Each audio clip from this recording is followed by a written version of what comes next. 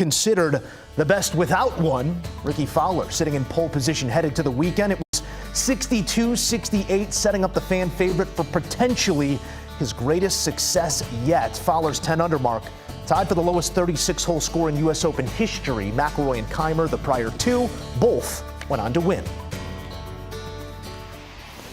No matter the probability, it surely is now a possibility. Here to cover us on both fronts, CBS senior golf writer Kyle Porter, who's been on set for golf's featured presentation all week long, KP. Before we get to some names, how have you seen LACC develop over the last 48 hours from record-setting 62s to what players are facing today?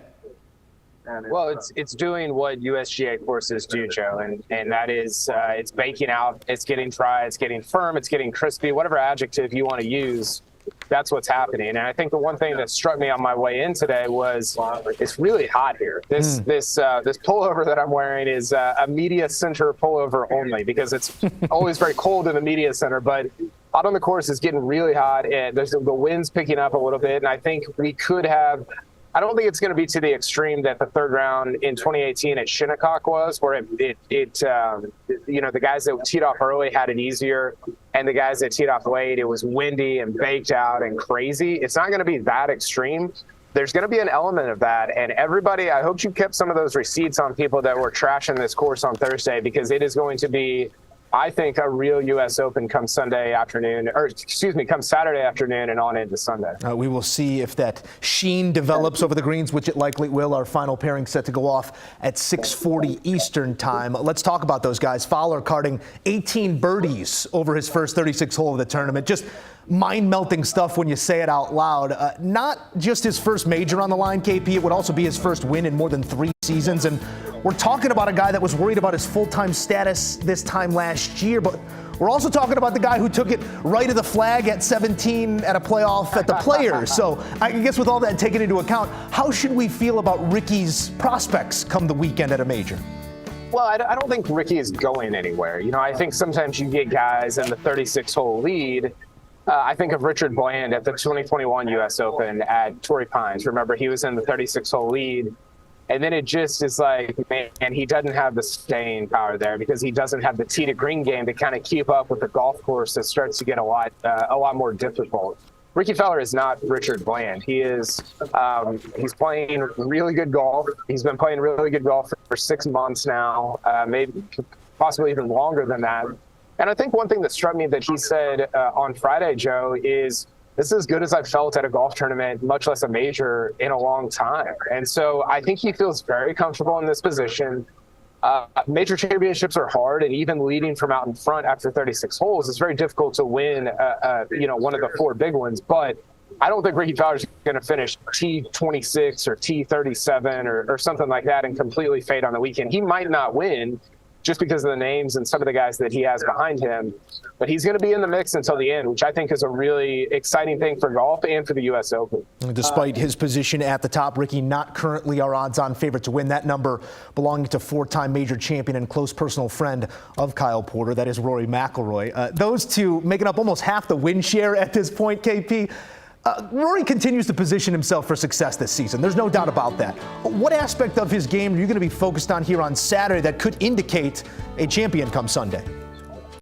Well, it's course management. I asked him about this on Friday, Joe, and he said, my course management has evolved over time. He said he went back and watched videos of his win at Hoylake at the 2014 Open Championship when he won his Claret Jug there, and said I wasn't hitting that many drivers, and he's kind of changed speeds this week. You and I talk a lot about this, right? We talk about this in all aspects of life, whether it's golf or your takes or whatever. Changing speeds. Do you have different pitches?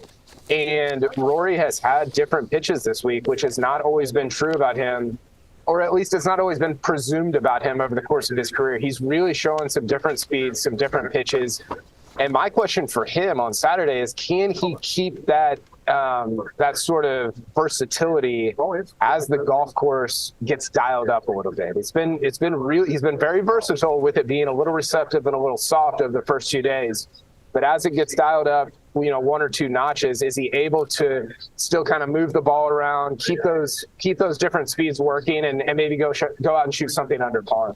Hard to tally those empty frames if you don't have multiple pitches. We'll see if McIlroy, as you said, can stay variable in his approach here. 8 years, 10 months, 7 days. Who's counting since hoisting that Wanamaker?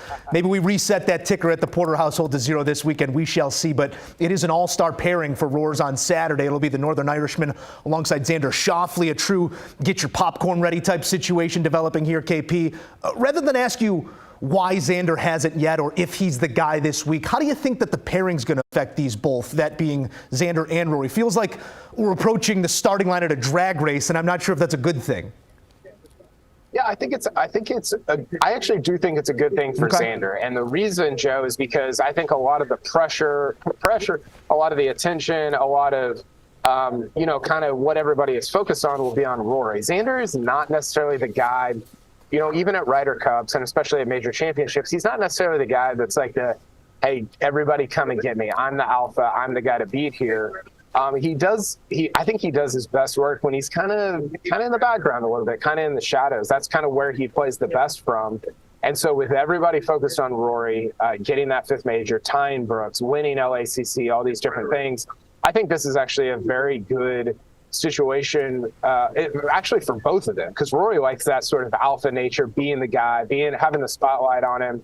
And Xander can kind of slip in behind and maybe draft off of him a little bit as they play 18 together at LACC today. We will see how it all plays out. As you take a look at this leaderboard, there are 8 major championship trophies within that top 10 on the leaderboard. So this thing is far from finished, especially when we sort of project the test that will be LACC on the weekend. With all that taken into account, KP, I need a name from you. Who do you like to get it done this weekend? Well, it's a guy we haven't talked about yet. It's Scotty Scheffler. Scotty Scheffler's currently inside the top 10 on the leaderboard. He kind of sneaked around on Friday, right? He finished up. It was late. Nobody was really paying attention on Friday night. He got it to 5 under with 2 birdies over his last 4 holes. He's hitting the ball really well again. He just has this knack, Joe, for at the end of 72 holes, he's going to be there. And so the question is he going to make enough putts to be in first or second going into those last 4 or 5 holes on Sunday?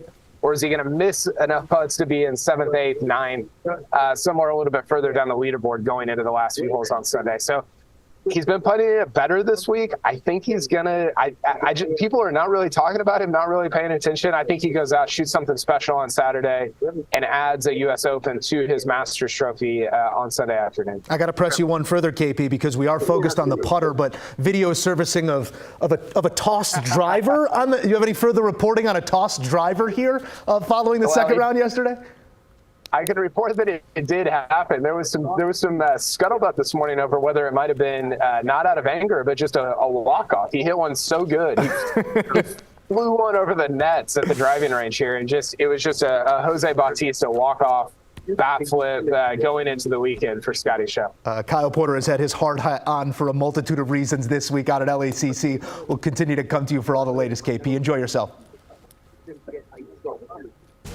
And don't forget, there's only one place to be following each and every round at the U.S. Open and all rounds on tour. That's on the First Cut podcast, the premier pod in all of golf. Kyle Porter, Rick Gehman breaking it down round by round on the pod you won't want to miss. Download, subscribe, and enjoy the First Cut podcast.